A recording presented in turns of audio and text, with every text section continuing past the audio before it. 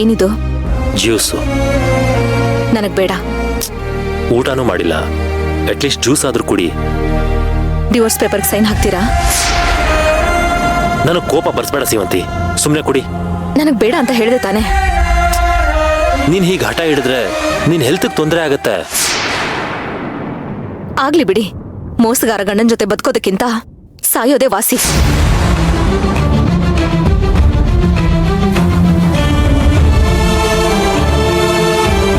ನನ್ನ ಕಣ್ಣಲ್ಲಿ ಕಣ್ಣಿಟ್ಟಿ ಮಾತು ಹೇಳು, ನಾನು ಮೋಸಗಾರನಾ? ನಿಮ್ ಮುಖ ನೋಡಿ ಸುಳ್ಳು ಹೇಳೋಷ್ಟು ಧೈರ್ಯ ನನಗಿಲ್ಲ ಸರ್.